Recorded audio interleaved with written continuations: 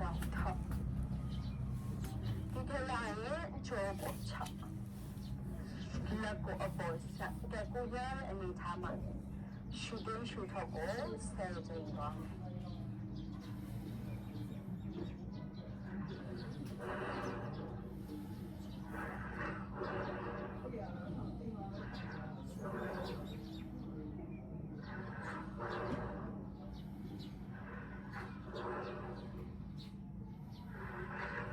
ဒီအကွက်ဆိုရင်ခါနာဝေဒနာတွေကိုတက်တာစေတာခါကိုပြန်ဖြီးပြရနေတယ်နော်ရှူသွင်းပါ